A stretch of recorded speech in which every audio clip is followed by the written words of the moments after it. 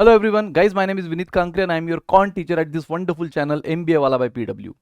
तो गाइज आप लोग कंटिन्यूस बोले जा रहे थे, हम कमेंट पढ़ रहे थे कि सर हमें ओमेट के बारे में भी पूरी जानकारी चाहिए, हमें ओमेट के बारे में पूरी इन्फॉर्मेशन दो।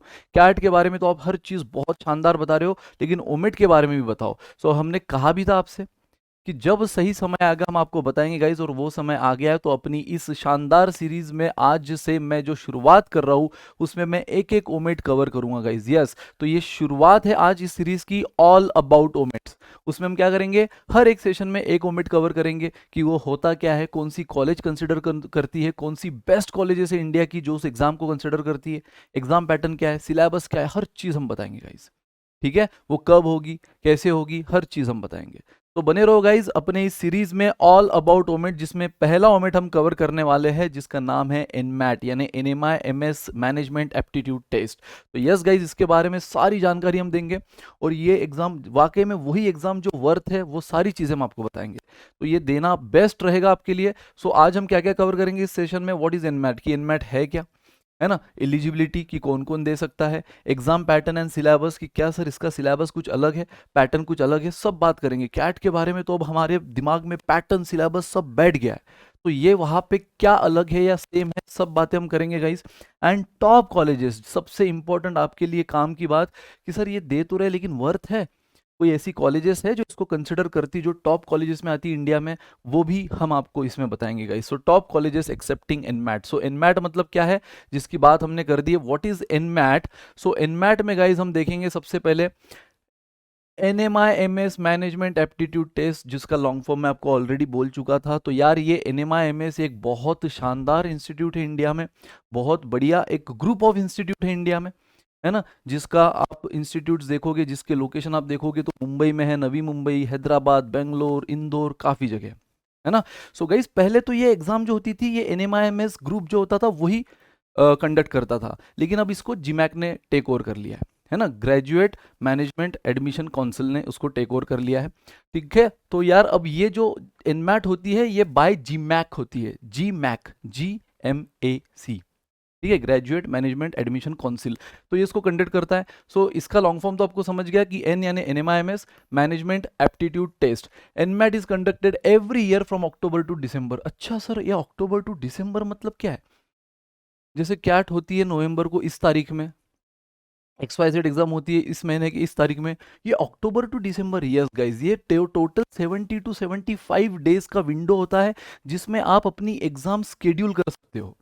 तो यहाँ आपके पास प्रेफरेंस होता है गाइस कि आप अपना डे, टाइम स्लॉट एंड अपना लोकेशन खुद सिलेक्ट कर सकते हो कि किस सिटी में आपको एग्जाम देनी है, कौन से डे पे देनी है, और उस डे में जो भी टाइम स्लॉट अवेलेबल है उसमें आपका प्रेफरेबल टाइम स्लॉट कौन सा है। तो यहाँ पर गाइस टोटल 70 टू 75 डेज का विंडो होता है एग्जाम के लिए, जिसमें आप अपना एग्जाम स्केड्यूल कर सकते हो।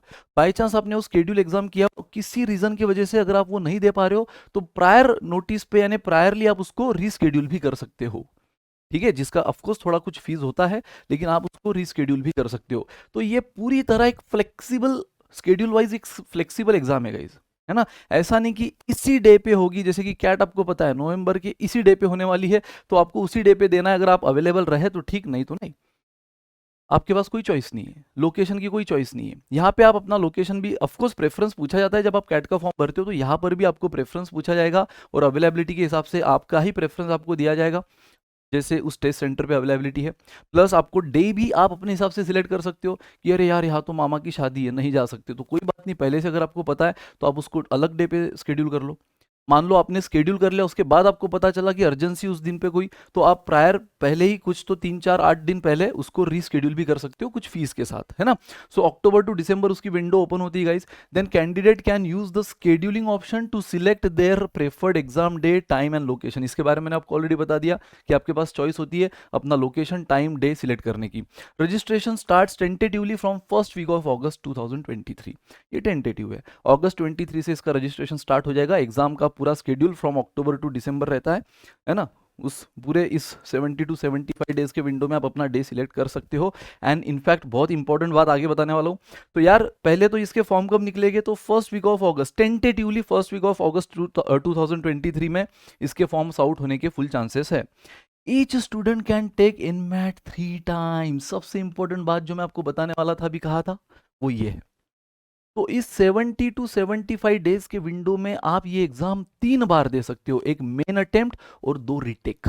ठीक है, 3 टाइम्स, दैट इज 1 अटेम्प्ट जो कि मेन अटेम्प्ट है एंड 2 रीटेक्स। हाँ, जनरली 15 डेज का गैप लेकिन उसमें चाहिए, मिनिमम 15 डेज का गैप उसमें मेंटेन करो। फर्स्ट अटेम्प्ट देते बराबर 3 दिन बाद आप फर्स्ट रीटेक नहीं दे सकते हो, है ना, मिनिमम 15 डेज का गैप आपको मेंटेन करना होता है। तो यस गाइज, यहाँ पे आप 3 अटेम्प्ट देते हो, अटेम्प्ट 1, रीटेक 2, 3 अटेम्प्ट दे सकते हो। सर अच्छा हमें 3 देना ही होगा? नहीं, ये कंपल्शन नहीं है, लेकिन आपको लग रहा है कि फर्स्ट अटेम्प्ट थोड़ा गलत गया है मेरा, लेकिन एग्जाम बेस्ट थी, थोड़ा और प्रिपरेशन कर लेता, थोड़ी सिली मिस्टेक इस बार ज्यादा कर ली, अब ये अगर नहीं करता तो फिर और बात कुछ और होती रिजल्ट की, तो फिर आप रीटेक 1 दे सकते हो गाइस, आप शेड्यूल कर सकते हो उसके बाद, है ना। उसके बाद भी अगर आपको लगे तो रीटेक 2। मान लो फर्स्ट अटेम्प्ट ही आपका बेस्ट गया और आप डैम श्योर हो, कॉन्फिडेंट हो कि यार ये तो मैं फोड़ने वाला हूँ, जो आपको समझ भी जाता है ना, तो गाइस फिर कोई जरूरत नहीं है। तो ये कंपल्शन नहीं है, और हर अटेम्प्ट का आपको फीस लगेगा, ऐसा नहीं कि आप एक बार भर दिए तो उस हिसाब से 3 देना ही है, यार फीस तो भर दिए 3 दे ही देते हैं, ऐसा नहीं है। हर अटेम्प्ट का एक फीस अलग है, अगर आपने फर्स्ट अटेम्प्ट ही दिया तो उतना ही फीस लगेगा, तीनों अटेम्प्ट दिया तो ज़्यादा फीस लगेगा, ठीक है। जो अराउंड 2800 प्लस टैक्सेस होती है लास्ट ईयर तक, इस बार माइट चेंज, है ना। थोड़ी बहुत बातें जो मैं अभी बता रहा हूँ ये लास्ट ईयर के एनालिसिस तक है, ये बात को सबसे ज़्यादा इंपॉर्टेंटली गौर करो, मतलब इग्नोर मत करना, इस बात को गौर करो, इग्नोर नहीं। कि ये जो भी एनालिसिस मैं आपको बता रहा हूँ ये 2023 तक की है और 22 तक की है, और उसमें भी मैंने जो एग्जाम पैटर्न लाया है वो मेजरली 2022 के हिसाब से लाया है। तो गाइज थोड़ा बहुत इसमें 19-20 चेंज हो सकता है, मेजर चेंज नहीं होंगे, मेजर सब यही रहेगा, माइनर थोड़ा बहुत चेंज हो सकता है, जो आपको अगेन जब ये रिलीज होगा ना, मैंने कहा फर्स्ट वीक ऑफ अगस्त 2023 में जब उसका नोटिफिकेशन रिलीज होगा तब आपको हर चीज पता चल जाएगी, ठीक है। लेकिन मेजर चेंज नहीं रहेंगे, जितनी बातें बता रहा हूँ ऑलमोस्ट वो रहेगी ही, उसमें थोड़ा बहुत 19-20 जो चेंज होगा आपको तब समझ जाएगा। सो इलिजिबिलिटी तो हमने सबसे पहले देख लिया, इनमैट होती क्या है, तो इनमैट ये सब होती है। सबसे पहले तो एग्जाम दी होती थी कि एनएमआईएमएस जो ग्रुप ऑफ इंस्टीट्यूट है इसको क्रैक करने के लिए, वहाँ एडमिशन सीख करने के लिए स्टूडेंट एग्जाम देते थे, लेकिन अब कई सारी कॉलेज इसको एक्सेप्ट करती, जिसका सबसे आखिरी में मैं जो बेस्ट कॉलेजेस है, टॉप कॉलेज नाम रिवील करने वाला हूँ, ठीक है। तो यस गाइज, ये एग्जाम फिर आप 3 बार दे सकते हो, 70 टू 75 डेज का विंडो है, आपको थोड़ा फ्लेक्सिबिलिटी होता है डे के हिसाब से, टाइम के हिसाब से, एंड अगेन फॉर्म आउट होंगे इसके टेंटेटिवली अगस्त फर्स्ट वीक 2023। अब देखते हैं एलिजिबिलिटी कौन कौन इसको दे सकता है। तो यार लगभग इसकी एलिजिबिलिटी वही है जो अदर एग्जाम्स की, यानी कि कैट की एंड अदर मैनेजमेंट एग्जाम्स की है।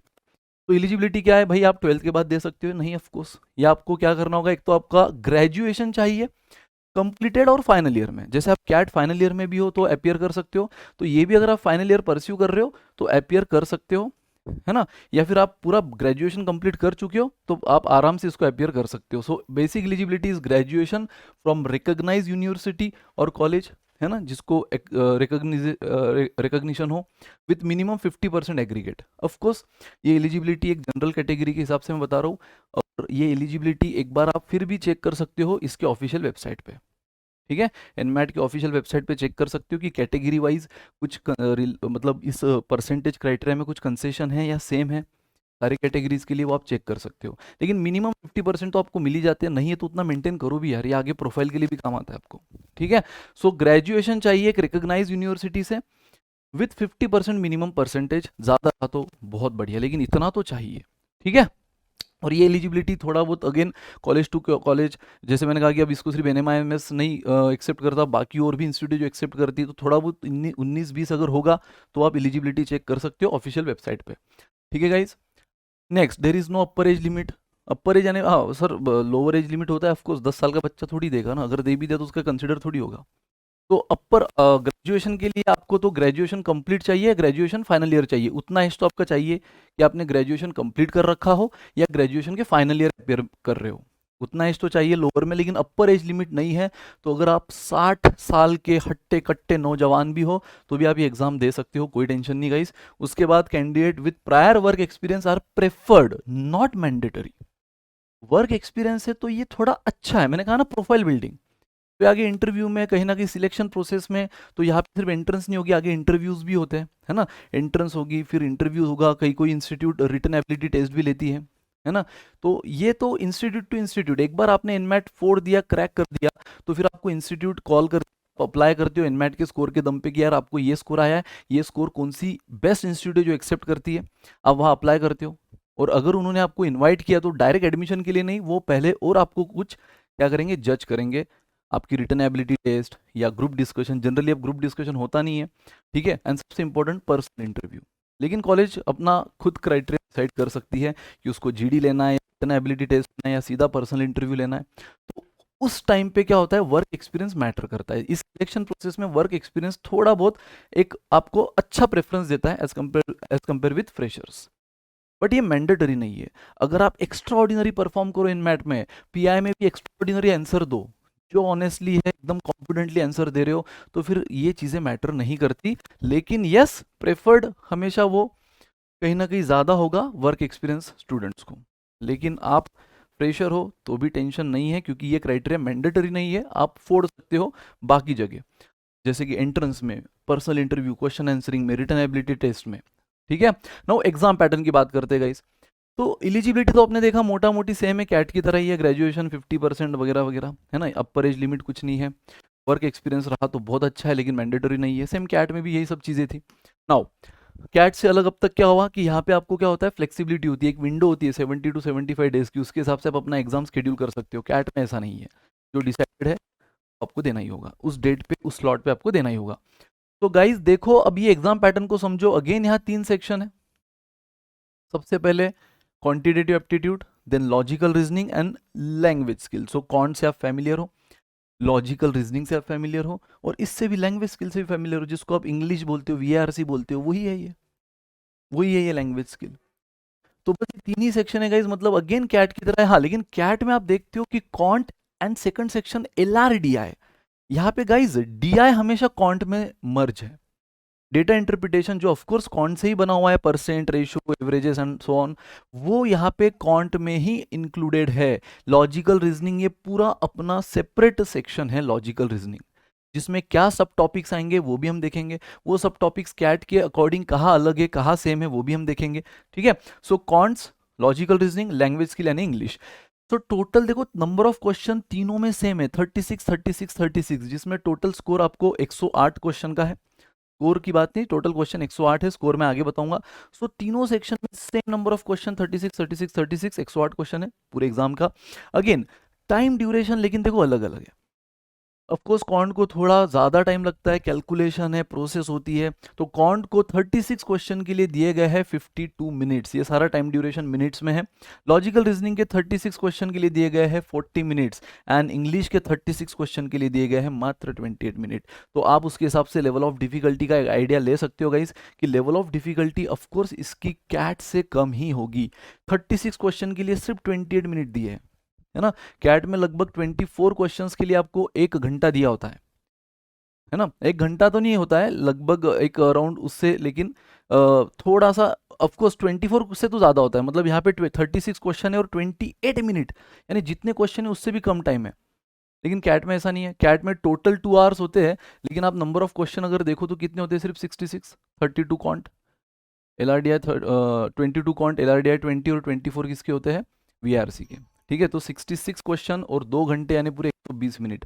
यहाँ 108 क्वेश्चन और 120 मिनट। ये मैं कैट के लेटेस्ट पैटर्न की बात कर रहा हूँ। कैट कई बारी 3 घंटे का भी हुआ है, जब 3 घंटे का हुआ है तब हर सेक्शन को 1 घंटा भी मिला है, यानी VRC को भी जो 1 घंटा मैंने बोला है वो पुराने पैटर्न के हिसाब से। नए पैटर्न में ऑफकोर्स 2 घंटा टोटल होता है, बट ऑफकोर्स जितने नंबर ऑफ क्वेश्चन है उससे ज़्यादा ही टाइम देते हैं उस पर्टिकुलर सेक्शन को। लेकिन यहाँ आप देख रहे हो 36 क्वेश्चन के लिए 28 मिनट, यानी टाइम बहुत कम दिया है, इसका मतलब ईजी होगा। और वो ईजी होगा टफ होगा, उसमें भी एक बहुत ही बढ़िया बात मैं आगे आपको बताने वाला हूँ गाइज, बहुत इंपॉर्टेंट बात, जो कैट में नहीं होता है वो यहाँ आप देखने वाले हो। तो गाइज अगेन कौन थोड़ा सा हायर साइड पे है, 52 क्वेश्चन। LR लॉजिकल रीजनिंग एक मॉडरेट साइड पे है, यानी 36 क्वेश्चन 40 मिनट, लगभग उतना ही क्वेश्चन जितना टाइम है, एंड 36 क्वेश्चन 28 मिनट, यानी हम एक्सपेक्ट करेंगे कि VRC थोड़ा, यानी इंग्लिश सेक्शन थोड़ा इजी हो सकता है। तो अगेन आप ये मॉक से एनालिसिस कर सकते हो कि वाकई में इजी है या टफ है।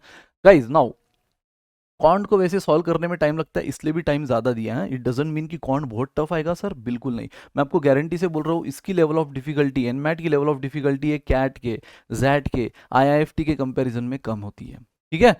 नाउ रेंज ऑफ मार्क्स 12 से 120 मार्क फर्स्ट सेक्शन को है, 12 to 120 mark again second section को, and again 12 to 120 mark third section को है। मतलब गाइज अगर देखे जाए तो पूरी इनमैट का जो स्कोर है वो किस रेंज में है, 36 टू 360। मतलब आपको मैक्सिमम 360 स्कोर मिलेगा ही, मिनिमम 36 मार्क मिलेगा ही। 360 के ऊपर आप जा नहीं सकते, मैक्सिमम 360 मार्क मिलेगा, मिनिमम 36 मार्क मिलेगा, है ना। 360 के ऊपर आप जा नहीं सकते क्योंकि हर एक सेक्शन मैक्सिमम 120 मार्क का है, लेकिन 36 के नीचे भी नहीं आ सकते क्योंकि हर एक सेक्शन मिनिमम 12 मार्क का होता है। ये सर अच्छा कुछ अटेम्प्ट नहीं भी किया तो कुछ मार्क दे देगा। गाइस जनरली देखे जाए तो कुछ अटेम्प्ट नहीं करने पे 0 मिलना चाहिए, लेकिन यहाँ पे 12 लिखा गया है और ये उनके ऑफिशियल वेबसाइट पे है। तो अब इनके क्या क्राइटेरिया है, किस बेसिस पे वो स्केल डाउन कर रहे हैं आपको, किस बेसिस पे वो स्केलिंग यूज़ कर रहे हैं, वो अभी भी फॉर्मूला नहीं पता, है ना। ये बाहर पब्लिश नहीं हुआ है फॉर्मूला, उनका जो स्केलिंग करने का रूल है। लेकिन यस, वो हमेशा इस रेंज में सारे सेक्शन को कंसिडर करते हैं और टोटल इनमेट एग्जाम इस रेंज की होती है, यानी मैक्सिमम 360 मार्क अगर आप आउट ऑफ लेते हो तो 360 मिल जाएगा। अगेन आप सोचोगे कि sir 36 question and maximum 120 mark, यानी उसने कैसे मार्क अलॉट किए हैं, पर क्वेश्चन कितना। तो यहाँ पर भी ये गाइस कैट और अदर एग्जाम से अलग है। आप देखो कैट में हर क्वेश्चन को 3 मार्क है लेटेस्ट पैटर्न के हिसाब से, हर करेक्ट आंसर 3 मार्क, हर निगेटिव रॉन्ग आंसर -1। सीमैट की बात करो तो हर correct answer 4 mark, wrong answer -1। लेकिन गाइज यहाँ पे आप देखो तो हर करेक्ट आंसर को सेम वेटेज नहीं है। अगर आप हर करेक्ट आंसर को 3 भी मान लो तो ये कितने मार्क का होना चाहिए था, मैक्सिमम 36 इंटू 3 108, लेकिन 120 है। 4 भी मान लो तो 36 इंटू 4 कितना होना चाहिए, 144, लेकिन 120 है। तो यहाँ पे वो स्केलिंग किस हिसाब से करते हैं ये अभी तक बाहर पब्लिश नहीं है ऑफिशियली, नहीं उनके वेबसाइट पे। लेकिन यस, आपको वो अपने स्केलिंग, और मुझे नहीं लगता कि इसके बारे में आपने ज़्यादा सोचना भी चाहिए, बस इतना आपके लिए इनफ है। टोटल हर सेक्शन के 36 क्वेश्चन है और इस तरह का टाइम ड्यूरेशन है जो कि आपको अपने आप में बताता है कि कैट से तो ईजी होगी, क्योंकि जिस हिसाब से टाइम अलॉट किया है वो कैट के हिसाब से काफ़ी अलग है और ज़्यादा क्वेश्चन पे कम टाइम दिया है। कैट में 66 पे 2 घंटा मिलता है, यहाँ 108 पे 2 घंटा, यानी लेवल ऑफ डिफिकल्टी इसकी कमी होगी और जो वाकई में है कैट के कंपैरिजन में। और थोड़ा सा स्कोर का फंडा यहाँ सारे एग्जाम से अलग है, क्योंकि मिनिमम यहाँ 12 मार्क मिलना ही है आपको, कुछ ना करके भी मैक्सिमम 120 मार्क मिल जाएगा। अगेन 52 क्वेश्चन पे 136 क्वेश्चन पे 120 कैसे अलॉट होगा, पर क्वेश्चन क्या सेम होगा, नहीं। यहाँ पे क्वेश्चन का वेटेज भी क्या होगा, जैसे डिफिकल्ट, अभी सर ये डिफिकल्ट होगा। इसमें भी एक इंपॉर्टेंट बात आगे बताऊंगा गाइस, इनफैक्ट अभी बता देता हूँ, आगे अच्छी से एक्सप्लेन करूंगा कि ये कंप्यूटर एडेप्टिव टेस्ट है। एडेप्टिव टेस्ट मतलब क्या, जैसे आप कोई क्वेश्चन करेक्ट करेक्ट करेक्ट करते जाते हो, लेवल ऑफ डिफिकल्टी बढ़ते बढ़ते जाती है। कोई कैंडिडेट अगर कोई क्वेश्चन फर्स्ट करेक्ट किया, अगला क्वेश्चन उससे थोड़ा टफ आएगा, वो भी करेक्ट हुआ, अगला क्वेश्चन और टफ आएगा, है ना। आप जैसे कि कोई एक गेम खेलते हो, फर्स्ट गेम एकदम इजी, जैसे जैसे आप स्टेजेस पार करते जाते हो अगला स्टेज थोड़ा सा डिफिकल्ट आना शुरू होता है, फिर और ज़्यादा डिफिकल्ट आना शुरू होता है ना। जो भी आप कुछ गेम खेले होंगे, कैंडी क्रश, सुडोकू, जो भी, उसमें आप देखना ये चीज़ ऑब्जर्व करना। तो यहाँ पे भी वही है गाइस, कंप्यूटर एडेप्टिव टेस्ट मतलब क्या, यहाँ पर आप जैसे करेक्ट करता जाता है कैंडिडेट, अगला क्वेश्चन उससे टफ और अगला उससे टफ और अगला उससे टफ, उस हिसाब से स्केलिंग होती होगी। मैंने कहा ना ये अब तक मार्केट में बाहर नहीं आया, लेकिन स्केलिंग उस हिसाब से होती होगी। यार आप इतने टफ तक चले गए फिर भी आप सही कर रहे हो, और ऑफ कोर्स उस टफ का वेटेज जो 4 क्वेश्चन पहले आपने एक इजी क्वेश्चन किया था उससे ज्यादा ही होना चाहिए, उतना तो रिस्पेक्ट वो डिजर्व करता है। आज पहला क्वेश्चन आपने करेक्ट किया, करेक्ट करते करते करते आप 5th पे चले गए, तो 5th का जो लेवल ऑफ डिफिकल्टी होगा फर्स्ट से काफी ज्यादा होगा, और आप अगर वो भी करेक्ट कर रहे हो तो उसका वेटेज भी ज्यादा होगा। तो इस हिसाब से यहाँ हर क्वेश्चन को सेम वेटेज नहीं है, और वो कैसे वेटेज वो डिसाइड करते हैं स्केलिंग, वो मैंने जैसे कहा है उसका रूल नहीं पता, जो ना ही हमारा कंसर्न होना चाहिए। बस हमें देखी कोशिश करना है कि correct correct correct correct correct करते जाओ, है ना, तो अच्छा खासा स्कोर आपको मिल जाएगा। तो यस गाइज, ओवरऑल ये पैटर्न है, 3 सेक्शन है, तीनों में सेम नंबर ऑफ क्वेश्चन है, भले ही टाइम लिमिट ड्यूरेशन जो है वो तीनों का अलग है, लेकिन ऑफकोर्स ये टाइम लिमिट भी लेकिन बराबर से है। यहाँ पे बिल्कुल जस्टिस हुआ है, कॉन्ट को थोड़ा ज़्यादा ही टाइम लगता है ना, इंग्लिश थोड़ा फटाफट हो जाता है उसको कम टाइम, एलआर मॉडरेट, थोड़ा सा जो पजल की केस होती है, सिटिंग अरेंजमेंट की केस होती है, उसको थोड़ा टाइम ज़्यादा लगता है, blood relation, coding decoding, direction sense, ये फटाफट हो जाता है, उस हिसाब से उसको बराबर टाइम दिया है ना, ज़्यादा एकदम बहुत भी नहीं तो कम भी नहीं। तो गाइज इस तरह से स्कोरिंग भी है, ठीक है। सो यस, तो देख लो एग्जाम पैटर्न में और क्या क्या पॉइंट है जो आपने याद रखने हैं। निगेटिव मार्किंग नहीं है, सबसे important, there is no negative marking. इसलिए मैंने कहा अगर आप कुछ ना भी अटेम्प्ट करो तो 12 मार्क तो मिलना ही है। आपने सोचा होगा सर कुछ ना अटेम्प्ट करे तो 12 मार्क, लेकिन अगर कर लो सारे सारे गलत हो जाए तो निगेटिव तो होगा ना, नहीं है। तो ये अगेन कैट से अलग है गाइज। यहाँ पे जैसे कि मैंने कहा, जैसे कैट में हर क्वेश्चन को लेटेस्ट वेटेज के हिसाब से 3 मार्क मिलता है, अभी जो 22 में कैट हुई थी 21 में हुई थी। लेकिन यहाँ पे गाइज ऐसा नहीं है, यहाँ पे हर क्वेश्चन को सेम मार्क नहीं है। वो मैंने आपको कहा भी कि जैसे जैसे आप टफ क्वेश्चन अटेम्प्ट करते जाते हो और वो करेक्ट करेक्ट होता जाता है, अगला टफ टफ टफ आता जाता है, उस हिसाब से वेटेज कम ज़्यादा क्वेश्चन का होता है। ठीक है। लेकिन लेकिन अगर आप बात करें तो हो गया करेक्ट क्वेश्चन की। अगर निगेटिव सर गलत हो रहे तो ऑफ कोर्स जहां गलत हो रहे हैं वहां लेवल ऑफ डिफिकल्टी कम भी होती जाएगी। कंप्यूटर एडोप्टिव टेस्ट मतलब क्या, जहां आप करेक्ट कर रहे हो लेवल ऑफ डिफिकल्टी बढ़ रही है, लेकिन आप जहां गलत कर रहे हो, मान लो ये गलत हो गया, अगला क्वेश्चन उससे ईजी आएगा, अगला क्वेश्चन उससे और ईजी आएगा अगर वो भी गलत हुआ तो। यस, इसको बोलते हैं कंप्यूटर एडोप्टिव टेस्ट, जो बाकी एंट्रेंस में नहीं है। जैसे कि आप बात करो कैट की, बात करो आप ओमेट की यानी सीमैट की, सीईटी की, जैट की, ये इनमैट में है। ठीक है। So there is no again negative marking भी नहीं है यहाँ पे।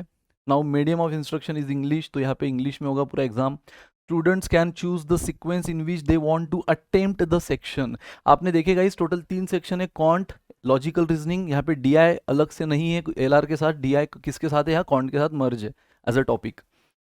तो यार यहाँ पे आप देखोगे student can choose the sequence in which they want to attempt the section. आपको सीक्वेंस का अलग अलग क्या दिया होगा, चॉइस दिया होगा।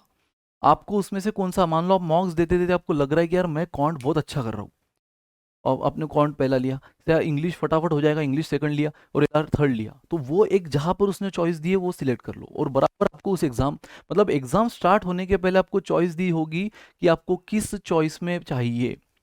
आपने फर्स्ट बोला कॉन्ट, सेकंड बोला इंग्लिश, थर्ड बोला लॉजिकल रीजनिंग, बिल्कुल उसी चॉइस में आपको एग्जाम मिलेगी। जो भी एग्जाम आपकी स्टार्ट होगी इसी सीक्वेंस में एग्जाम स्टार्ट होगी। फर्स्ट आपको कॉन्ट ही मिलेगा, सेकंड इंग्लिश, थर्ड एलआर। किसी ने मान लो फर्स्ट इंग्लिश डाला होगा, सेकंड एलआर डाला होगा और थर्ड कॉन्ट की, सर भाई कॉन्ट से डर लगता है, तो उसको उसी सीक्वेंस में मिलेगी। तो ये भी चॉइस आपको है कि आप यहाँ पे सीक्वेंस अपनी खुद की सिलेक्ट कर सकते हो। होता है ना कि यार मेरा इजी सेक्शन ये है, कॉन्ट अभी कैट में ऐसा नहीं है। कैट में आपको जो सेक्शन दिया उसी से स्टार्ट करना है, भले आपको टफ हो या इजी हो, लेकिन यहाँ पे आपको फ्लेक्सिबिलिटी है।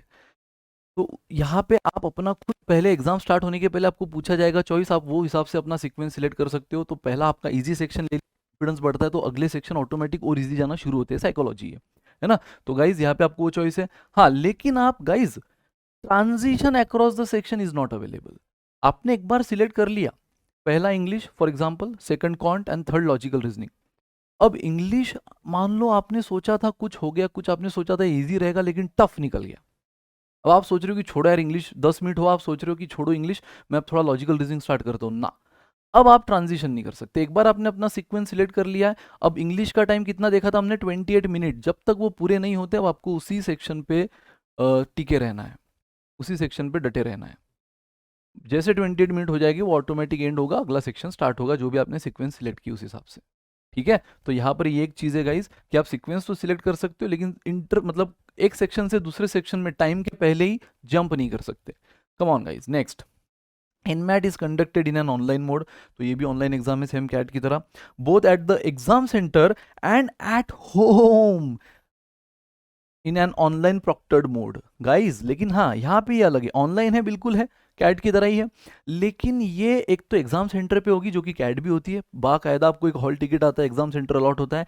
लेकिन ये एग्जाम आप घर से भी दे सकते हो in an online proctored mode. तो जनरली ये भी आप घर से, यानी क्या होता है प्रॉपर उसके लिए, लेकिन उसकी जो रिक्वायरमेंट है ये आपने फुलफिल करना चाहिए। उसकी एक पर्टिकुलर रिक्वायरमेंट होती है कि भाई इतनी आपकी नेट की वाईफाई की स्पीड चाहिए, एक वेबकैम चाहिए, वेबकैम में आपने किस हिसाब से रहना है, गाइडलाइंस आपको मिलेंगे, है ना। आपने थोड़ा बहुत इधर देखा, घूम के आ गए, किसी को पूछ के आ गए, ये बिल्कुल नहीं होगा, आप सीधा एग्जाम से डिबार हो सकते हो। मतलब डिबार इन द सेंस वो एग्जाम आपकी वहीं पे ही हो जाएगी, खत्म, है ना। तो आपको कुछ तो एक मैसेज पॉपअप हो जाएगा, अगर थोड़ा भी उसको लगा कि आप मिस प्रैक्टिस कर रहे हो या कुछ मिस बिहेव कर रहे हो या माल प्रैक्टिस कर रहे हो, कुछ चीटिंग कर रहे हो, तो वहाँ पे वो एग्ज़ाम पूरी तरह तो उतनी नज़र उनकी होंगी। आप ये मत सोचना कि अच्छा सर फिर ये तो कोई शायद ही देता होगा एग्ज़ाम सेंटर पे। पहली बात तो हर एक के यहाँ वाईफाई एकदम स्ट्रांग हो ज़रूरी नहीं है। दूसरी बात, हर एक को लगता है कि यार लैपटॉप होगा ही, वो वेबकैम वो स्पेसिफिकेशन का होगा ही, ज़रूरी नहीं है। अगर सब रहा तो भी कोई कोई सोचता है कि यार छोड़ो एग्जाम सेंटर ही सही है, यहाँ अगर लाइट चली गई, अचानक से कुछ टेक्निकल ग्लिच आ गया, किसको ढूंढेंगे, है ना, तो वो बेस्ट है। और आप अगर सोच रहे हो कि नहीं सर घर दिया तो अच्छा है, इसकी उसकी हेल्प ले सकते हैं, नहीं, वो भी पॉसिबल नहीं है, क्योंकि उसको थोड़ा भी माल प्रैक्टिस दिखा, वेबकैम होता है, नज़र होती है, और ये तो कंप्यूटर तुरंत कैच कर लेता है, ये ऐसा नहीं कोई इंसान आपको देख रहा है ना, कंप्यूटर को तुरंत समझ जाता है आपके बिहेवियर से। तो सब आर्टिफिशियल इंटेलिजेंस है गाइस। तो यस ये, लेकिन हाँ आपको चॉइस ज़रूर है कि अगर हर चीज़ आप सही है और आप किसी रीज़न से एग्जाम सेंटर जा ही नहीं पाओगे तो आप घर पे भी दे सकते हो। तो ऑनलाइन ज़रूर है, लेकिन आप एग्जाम सेंटर पे या एट होम घर पे भी दे सकते हो। तो guys next, it is computer adaptive exam. तो इसके बारे में मैं आपको ऑलरेडी बोल चुका हूँ। कंप्यूटर एडोप्टिव मतलब जैसे आप क्वेश्चन करेक्ट करते जाते हो, अगले क्वेश्चन की लेवल बढ़ती बढ़ती बढ़ती जाएगी। जैसे आप रॉन्ग करते जाते हो, कम कम कम होती जाएगी, और इसीलिए यहाँ पे हर क्वेश्चन का वेटेज सेम नहीं है। और इसलिए आप देख रहे हो कि हर क्वेश्चन भले ही 36 है, लेकिन स्कोर 12 to 120, मतलब आपको समझ ही गया होगा, निगेटिव मार्किंग तो है नहीं, लेकिन करेक्ट क्वेश्चन को सेम वेटेज नहीं है। वेटेज कैसा होगा, लेवल ऑफ डिफिकल्टी वाइज, अगर इजी है तो थोड़ा सा कम वेटेज, जैसे टफ टफ करेक्ट करेक्ट करते जा रहे हो, जैसे टफ हो रहा है वैसे वेटेज बढ़ेगा। जैसे आप रॉन्ग करते जा रहे हो तो वैसे वेटेज, क्वेश्चन की लेवल कम होती जा रही है तो वैसे वेटेज कम भी होगा, है ना। तो मिनिमम 12, मैक्सिमम 120 ईच सेक्शन, और मिनिमम 36 एंड मैक्सिमम 360 टोटल इनमैट का स्कोर आपको होता है, यानी आपका जो भी स्कोरिंग आता है वो आउट ऑफ 360 आता है गाइस।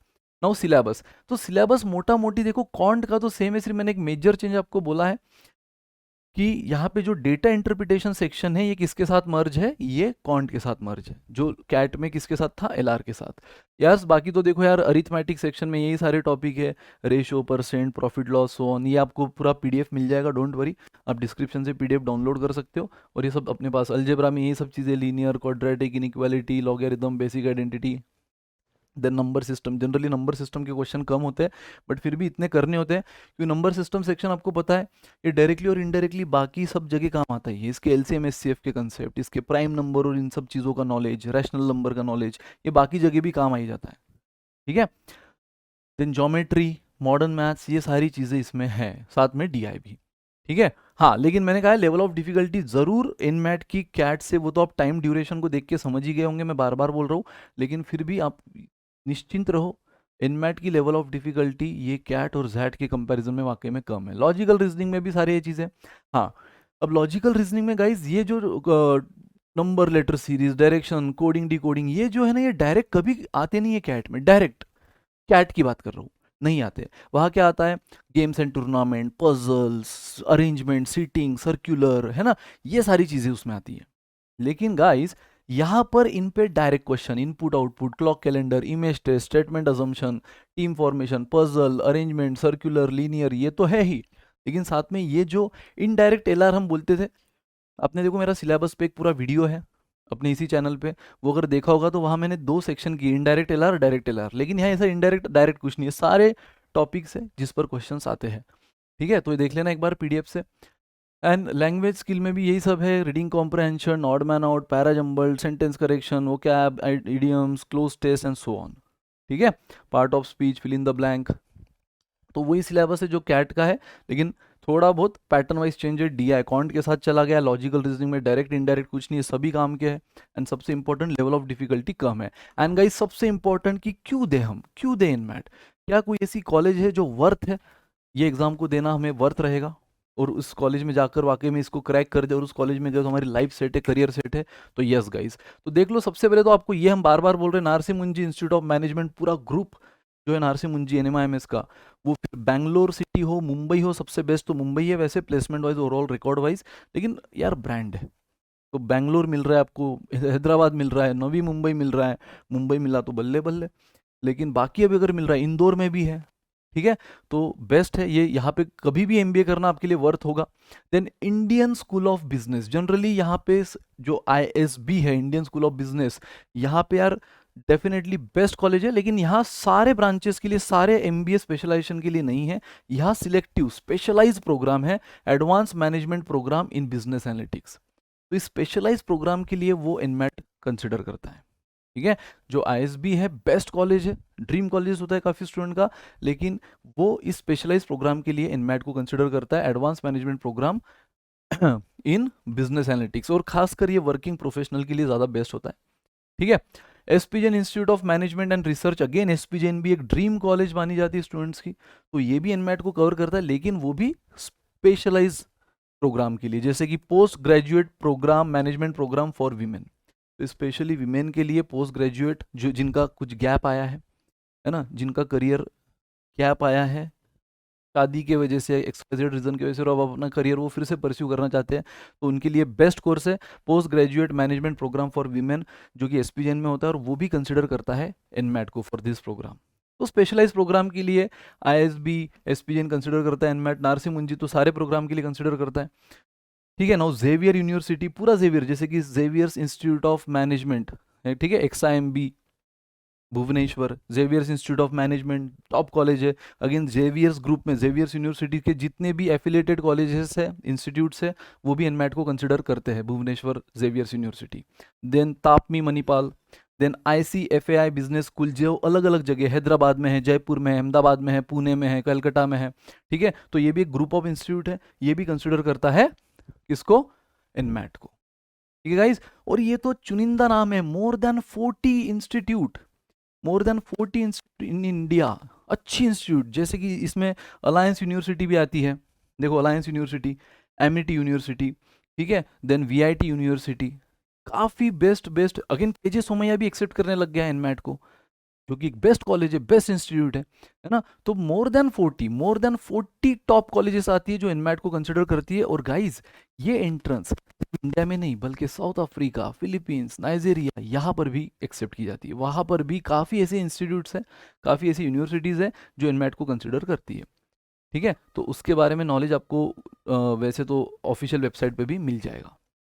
ठीक है, तो ये एग्ज़ाम इंडिया में, ये तो सारे मैंने इंडिया के कॉलेजेस बताए, है ना, और ये चुनिंदा नाम है, ऐसे मैंने कहा एमिटी है, वीआईटी यूनिवर्सिटी, केजे सोमैया है, और भी बहुत से colleges, more than 40 top colleges है जो एनमैट को कंसिडर करती है इंडिया में। लेकिन उसके साथ साथ साउथ अफ्रीका, फिलीपींस, नाइजीरिया, इन कंट्रीज में भी इसको कंसिडर किया जाता है for various universities and institute, जो आप ऑफिशियल वेबसाइट पे देख सकते हो। तो आई होप गाइज इस अपने सीरीज में आपको एक एक ओमेट के बारे में पूरा नॉलेज दूंगा, उसका एग्जाम पैटर्न क्या है, वो कैट से कहाँ अलग है, सिलेबस वाइज वो कहाँ अलग है। ठीक है, देन कौन सी सबसे इंपॉर्टेंट देर है, लेकिन उसका फायदा क्या है, कौन सी वो कॉलेजेस जो हम सीख कर सकते हैं, जहाँ हमारा करियर बेस्ड होगा, वो भी मैं आपको बताऊंगा। ठीक है, तो इसने अपनी इस सीरीज में सबसे पहले हमने देखा आज एनमैट को, और एनमैट के बारे में हमने समझा कि क्या होती है एनमैट, फिर उसकी eligibility, exam pattern, syllabus and top colleges जो इसको कंसिडर करती है। और जो अगर मैं इसकी समराइज बातें करूं, तो आपको ये बातें समझना जरूरी है कि सबसे इंपॉर्टेंट ये कैट से अलग कहाँ पर है। ये कैट से अलग है, फर्स्ट थिंग, ये ऑनलाइन होती है, लेकिन ये आप घर पे या एग्जाम सेंटर पे भी, यानी होम घर पे भी दे सकते हो, ऑनलाइन मोड में देना है लेकिन घर पे दे सकते हो। सेकंड है कंप्यूटर, सबसे इंपॉर्टेंट है कंप्यूटर एडोप्टिव टेस्ट है, जहाँ पे आपकी लेवल ऑफ डिफिकल्टी क्वेश्चन की वेरी होते जाती है प्रीवियस क्वेश्चन से, डिपेंडिंग ऑन कि आपने प्रीवियस क्वेश्चन करेक्ट किया या रॉन्ग। अगर करेक्ट किया है तो लेवल ऑफ डिफिकल्टी बढ़ते जाएगी, उस हिसाब से स्केल्ड स्कोर बढ़ते जाएगा, लेवल ऑफ डिफिकल्टी कम होगी अगर गलत किया तो हर सेक्शन को यार 36 क्वेश्चंस दिए गए हैं, टाइम अलग है, कॉन्ट के लिए 52, एलआर के लिए 40 एंड इंग्लिश के लिए 28, लेकिन स्कोर वाइज सबका सेम है, 12 to 120, मिनिमम 12 मैक्सिमम 120, क्योंकि यहाँ पे करेक्ट क्वेश्चन को सेम वेटेज नहीं है। वो क्या है, मैंने जस्ट थोड़ी देर पहले बताया, निगेटिव मार्किंग है नहीं। अगेन ए भी कैट से अलग है, सिलेबस लगभग सेम है, सिर्फ लॉजिकल रीजनिंग सिंगल है, डीआई कॉन्ट के साथ मर्ज हो गया। तो ये सब बातें जो कॉट कैट से थोड़ी सी अलग है इन मैट में। बाकी गाइज देना वर्थ है, अगर आप पूछो सर ये देना चाहिए, 100% देना चाहिए, देना वर्थ है। और ये सबसे इंपॉर्टेंट, ये आपको सिलेक्टिव है, यानी आप यहाँ पे अपना खुद का प्रेफरेंस सिलेक्ट कर सकते हो, ये आपको फ्लेक्सिबिलिटी है। पूरी विंडो है 70 to 75 डेज की, अक्टूबर से लेकर दिसंबर तक, अगस्त में फॉर्म आउट हो जाएगा, नोटिफिकेशन आउट हो जाएगी, वहाँ पे आप अपना एलिजिबिलिटी फिर से एक बार चेक करना, और कोई नई इंस्टीट्यूट आई है जो इसको एक्सेप्ट कर रही है, सारी नोटिफिकेशन आपके सामने आएगी। एग्जाम पैटर्न जो मैंने आपको बताया 36 36 36, पहले कुछ और हुआ करता था 2020 19 18 में, लेकिन अब फिलहाल ये पैटर्न चल रहा है। तो ये जो मैंने पैटर्न आपको बताया 22 के हिसाब से बताया गाइस, है ना, ये इट माइट चेंज। देखो जो भी चीज़ें बताई मैंने आपको पहले भी कहा, फिर से एक बार बोल रहा हूँ कि 22 के हिसाब से मैंने आपको बताई है, अप टू 22 तक। 2022 में मैक्सिमम 2022 में क्या हुआ और किस हिसाब से हो रहा है, 23 के हिसाब से अब जो नोटिफिकेशन आएगी टेंटेटिवली अगस्त फर्स्ट वीक में, उसमें कुछ चीज़ें चेंज हो सकती है। तो वो आप ऑफिशियल वेबसाइट पे देख लेना, हर चीज़ आपको क्लियर हो जाएगी अबाउट एलिजिबिलिटी, कोई नई इंस्टीट्यूट आई है जो इसको कंसिडर कर रही है, कोई नई प्रोग्राम्स आए जो इसको कंसिडर कर रहे हैं, about exam pattern, about syllabus, everything. मोटा मोटी मैंने कहा है आपको यही रहेगा, हल्का फुल्का चेंज रहा तो रहा, मेजर चेंज नहीं रहेगा। ठीक है, ये एक्सपेक्टेड है। ठीक है गाइज, तो इसी सीरीज में मिलते हैं नेक्स्ट अगले ओमेट के साथ। लेकिन मैं चाहूंगा कि आपका दिमाग या आपके माइंड में कोई ऐसा कोई ओमेट होगा कि सर पहले इस पे लाओ, है ना। मैंने तो सोची है सीक्वेंस, लेकिन उसको मैं आगे पीछे कर सकता हूँ। अभी आपने देखा ना, यहाँ पर भी हम सेक्शन को आगे पीछे अपने हिसाब से सिलेक्ट कर सकते हैं। ये भी किसका चेंज है जो कैट में नहीं है ना। हाँ, भले ही सेक्शन टू सेक्शन आप स्विच नहीं कर सकते, लेकिन सेक्शन अपने हिसाब से सीक्वेंस सिलेक्ट कर सकते हो एग्जाम के पहले। तो गाइज, आपको भी अगर कोई ओमेट अर्जेंट बेसिस पे सर इस पे बताओ, इस पे बताओ, इस पे बताओ, तो कमेंट में मैक्सिमम जिस ओमेट के बारे में ज़्यादा नाम आएंगे वो मैं पहले कवर करूंगा। अदरवाइज मैंने तो एक अपना सीक्वेंस डिसाइड किया ही है। लेकिन आपकी अगर एक्सक्लूसिव कोई डिमांड है तो पहले उसके बारे में आप कमेंट करो गाइज। ठीक है, so thank you so much, bye bye, good day, take care, enjoy.